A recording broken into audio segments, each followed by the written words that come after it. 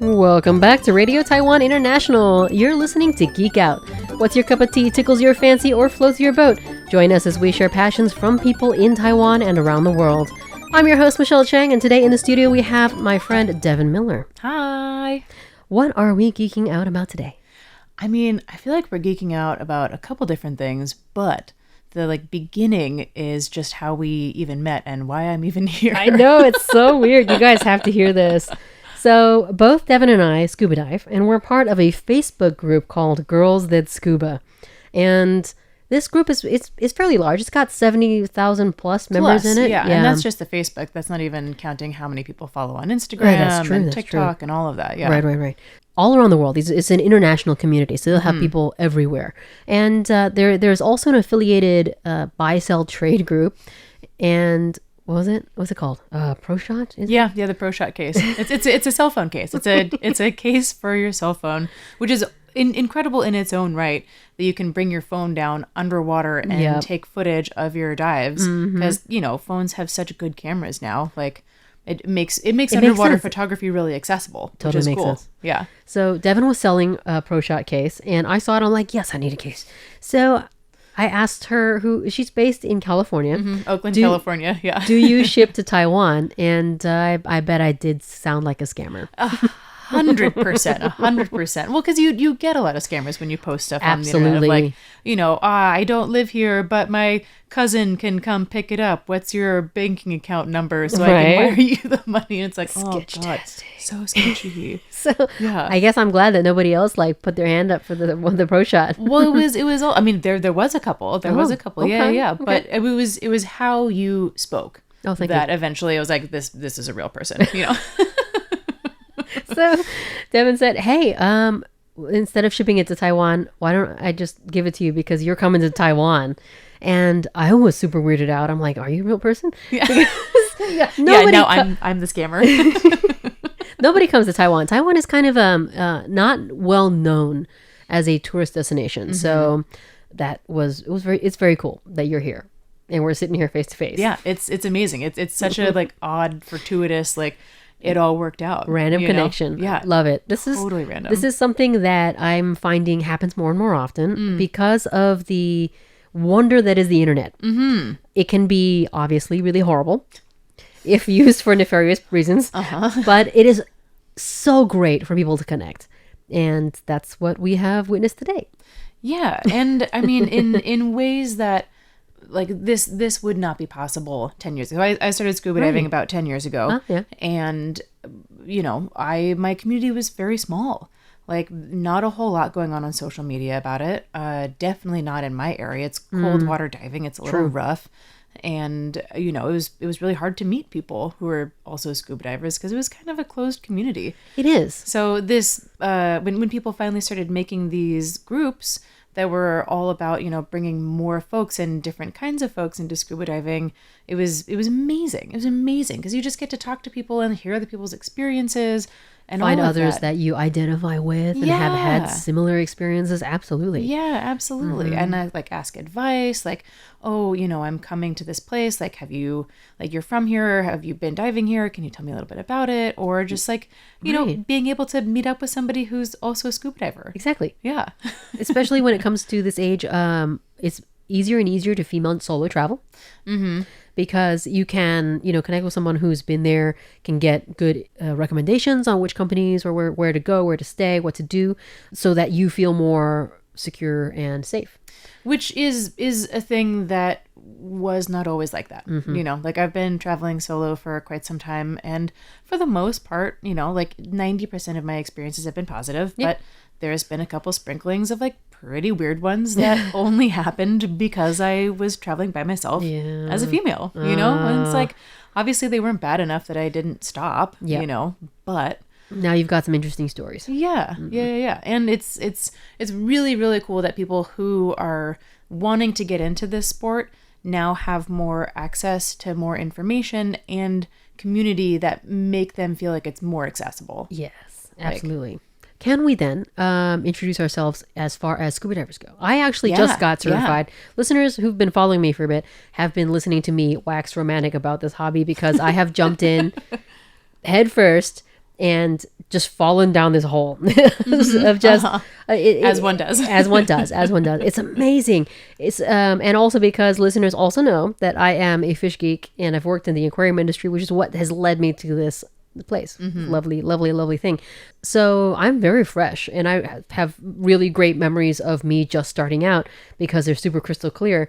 You, on the other hand, you said you have been diving for 10 years. Yeah, about 10 years. I got certified in 2014. So it is 10 years now. Exactly 10 years. Yeah, Congratulations. Yeah. Oh, thanks. And it's funny listening to you say that. I remember some aspects about my open water course, but not that many. It's like pretty blurry at this point. And when I first started, I was terrible. I was not a good diver. Oh, no. I really had to work hard at it to like not be a crappy diver. It's not something that comes super natural for everybody. And it is very anxiety inducing for lots of people. Like my first time in the water, I was a little scared. Yeah, same. I was totally freaked out. I mean, and that was one of the things that I, finally pushed me to do it. Is like, I have always loved marine biology. Yes. And finally I was like, all right, dude, like you have to try this, if you hate it and it's super scary, you don't have to, but you have to at least try it. And I was scared, but it was also so incredible and like opens up such an amazing world in so many ways that I was like, all right, I suck at this, but I want to get better. It's worth it. To get better. It's worth it. It's totally worth it. Yeah. And it is, it's a completely alien environment. We as humans were literally we as humans were not made to exist down there. So yes, we have to depend on this equipment and you have to get used to this equipment and then moving around in underwater world. And it does take a while for people to do this, like it's second nature, right? So, but when you get there, man alive, is it worth it? Because it is, as I've said, a whole nother world. Yeah. Really cool to see. Just coming from a fish standpoint, fish and coral and other invertebrate standpoint, you're looking at things that otherwise you would only see on like National Geographic. Oh, yeah. Or in a museum, or an aquarium, or, in a textbook, whatever. And it's the thing that I just absolutely love about it is that you get to be a part of this world of this of nature that is not possible on land. You know, it's like if you go on a hike, the birds are not going to come hang out with you. Nope. The deer are not going to come say hello. It's not cool if you get too close to a bear. But the bad fish will. Yeah, the bad fish will come hang out with you. It's okay if you swim next to a shark. Yeah. It's okay if you swim next to a really venomous sea snake. Yeah, it's the sea snakes will just hang out with you. It's really cool. It's incredible. And you're just, you're not one of them. Like they know that you're not really from there, but they don't mind. Yeah. You're allowed to hang out down there. They also don't recognize you as a predator, so they don't run away. Yeah. It's really something. For those of you who are looking to try this hobby, please do it. I cannot vouch for it enough that it has changed my life in so many ways. Like, so it changed my life enough that I became an instructor. So that's where your story led. Yeah. So when did you actually hit instructor status? I became an instructor in 2019, at the end of 2019. Okay. So right before COVID. Oh God, yeah, right before COVID. So I didn't actually teach my first class until like the beginning of 2021. Wow. Because there was nowhere to teach, and nobody knew what was going on with COVID. It's like, is there COVID in the air tanks? We don't know. Right. Nobody understood any of that. And also all like the public spaces were shut down. Public pools were shut down. And so I just didn't have access and like, to how do you travel during this time? It's very difficult to travel during, it was very difficult to travel during COVID. So yeah, everything was really regulated. So I became an instructor and then didn't teach for about, like a year and change. Coincidentally speaking, I launched my e-commerce business in 2019. Oh, funny. So yeah, man, that pandemic did a lot of stuff. Oh yeah, well, I imagine it gave you a nice little boost because everybody was shopping. It was all you could do. Surprisingly not, because Dungeons and Dragons is a social game. You need to meet in order to play together. Yeah. So it was like, you open the shop, oh, it's awesome, and then I suppose it doesn't quite hit the same if you're doing Dungeons and Dragons over Zoom. Nope, not quite. Not the same ambiance. Not quite. Huh. So you became an instructor. So you did your primary instruction in the Bay Area? Yep, in the Bay Area, which is where I learned how to dive also. Yeah. So it is challenging diving. It's cold water. It's anywhere. I don't know what it is in Celsius. I'm so bad. Oh, no worries. Just okay. please speak in Fahrenheit. Okay. Great, good. So it's like, typical like 52 to like 56 Fahrenheit. Right. Sometimes it gets down to like 48, and if we're like lucky, it gets up to like 59, maybe 60. That's between 10 and 15-ish degrees Celsius. So cold. It's cold. It's cold. And visibility is also not great. But giant kelp forests. It's just so beautiful and peaceful being down there. That's actually what made me fall in love with diving was the seaweeds. Yeah. All these different seaweeds that would like shine these beautiful iridescent rainbows, and it's like being in a magical fairy forest. Or a movie, Avatar. Yeah. It's just like, it's 100%. A weird alien environment. And it's just so peaceful. And have you had encounters with sea lions? Oh, yeah. Sea lions, harbor seals, otters, cormorants. Oh, my goodness. Yeah. I'm so jealous. Oh, my God. That's so, if you go traveling in tropical places, you get like lots of big schools of tropical fish, really beautiful colors, sharks. We don't have all of that. Colors are a little more muted, but we get all of those mammals, which are really, really fun. And the sea lions are like puppy dogs. They just want to come play. That's what I see. They look like, just they come like, hey, how you doing? Yeah, they kind of have the zoomies and they just like spin around you. Yeah, it's really amazing. Cute. It's so fun. Man. Okay. So we did start talking about, and I kind of want you to tell us more about the projects that you're heading. Yeah. So having been an instructor for a while, it's been really interesting seeing the kind of people who are taking classes and the people who want to take classes but don't really feel that there is a place for them, or that they have the resources for that, or maybe they're just too scared in general. So right now, I've really been working on accessibility in kind of all of the realms. Accessibility for women, accessibility for people of color, accessibility for LGBTQ, accessibility for adaptive diving. I just did a program in Cozumel, Mexico, working with adaptive divers of like various levels. So it's a sport that can be for everybody. Everybody is kind of equal underwater. Yes. That's like, something that I've absolutely found to be true. Yeah. When I was getting ready to scuba dive, I stress fractured my foot, and I was super, super worried about being able to, support this heavy weight. But people who are my instructors, my oh my God, I can't remember. Oh, dive master. What am I talking about? So my dive master was actually very helpful. I kitted up in the water, and once you're in the water, you're weightless. Yeah. So it became so the opposite of stressful. It's so like encouraging. It was everything that I was worried about was the exact opposite. Basically, all of those worries fell away, and I was no longer anxious or stressed out about it. It was just you can just concentrate on being in the environment. Yeah, so. And it's like you don't have to be an Olympian swimmer. You don't have to be super strong. Nope. It any and all body types welcome. Yep. It's like you can be super duper skinny, although it's a little hard if you're really skinny because you get cold. That's true. You need a lot of layers if you're. You do need a lot of layers.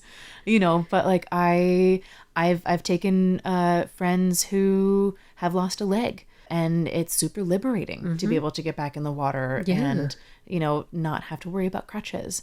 I've taken friends who are not great swimmers, and again, super liberating to just be able to be in the water and kind of float around and experience weightlessness and experience animals and experience also just the health benefits of being under pressure and breathing oxygen in those regards. Like there's a lot of studies being done with decompression chambers and burn victims and head injury victims. Oh. Yeah. And it's incredible how much progress they're making and how much it affects the healing process.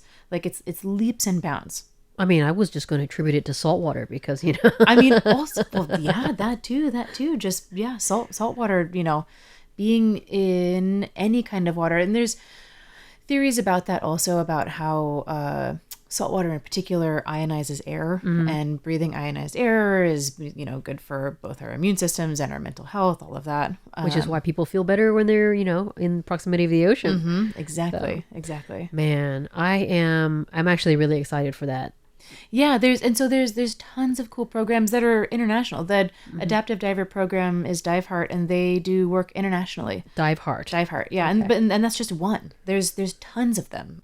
And that's just the one that was kind of the closest to me. So I started working with them. And then Girls That Scuba, another excellent organization. I've only just gotten into that group, and I'm like, this is the most supportive group of women ever. Yeah, ever. And they talk about all kinds of things. They talk about, trying to find an appropriate wetsuit for your body type, because it's 2024 and somehow that's still a difficult issue, and also like talking about being scared as a solo female, traveler, right? Or like what to do if you just had a kid but you want to go on a dive trip, right? Or even something as simple as being, on your menstrual cycle, and you want to dive. Like, what does that mean? Let's dispel the myths about whatever. Or like what to do with your hair. Absolutely. Like how do you put up your hair so it doesn't get totally tangled? Because it's still a very male driven sport. It is. Which, whatever. Yeah, it's fine. That's fine. But it just means that there is now, but when I was starting to dive, there was not a lot of resources in just how to exist underwater. Yeah. And there is now, but there's still, there could be more. Yes. So me and a small group of folks back home in the Bay Area are really working towards making it all much more accessible. Yay. So if someone is interested in looking up what you're doing, how can they find? So you can look up the different programs. Definitely you can look up Dive Heart. You can look up Girls That Scuba. The other friend that I work with runs a really small organization called Narwhal Divers, the Unicorns of the Sea. Oh, yeah, so cute.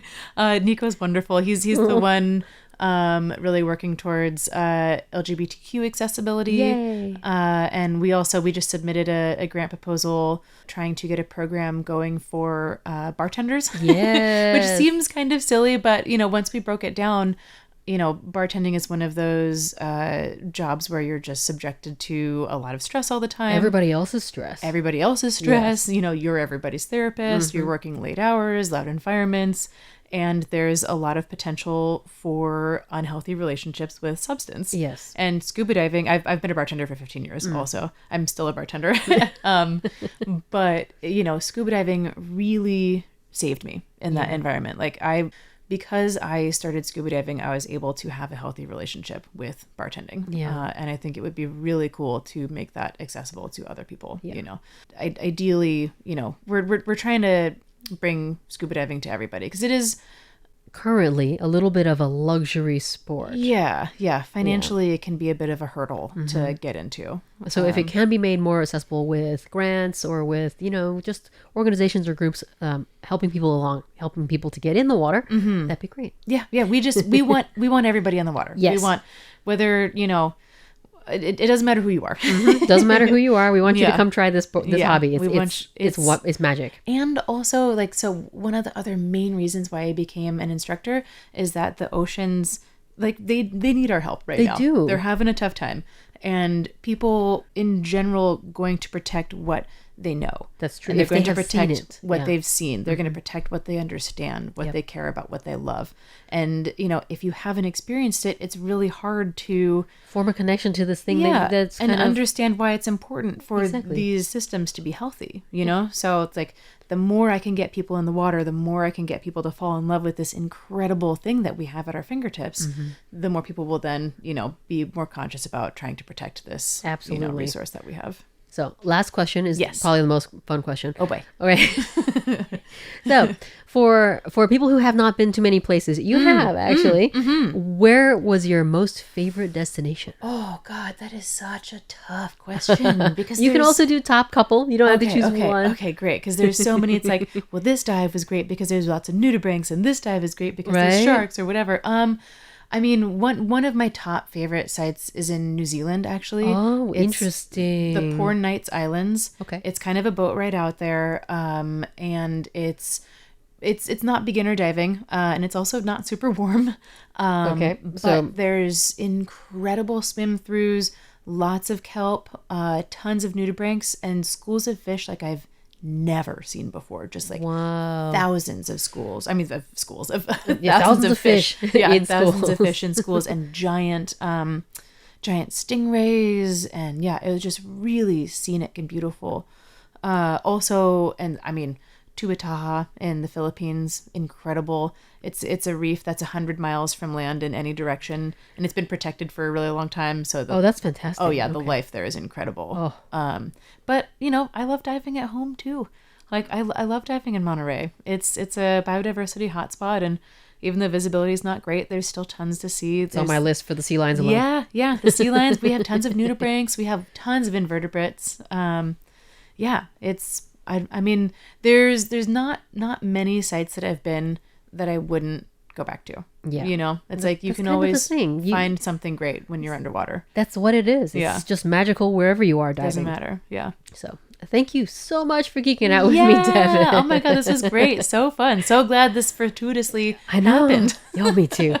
And thank you, listeners, for tuning into Radio Taiwan International. I'm Michelle Chang, and we'll be back next Thursday with another episode of Geek Out.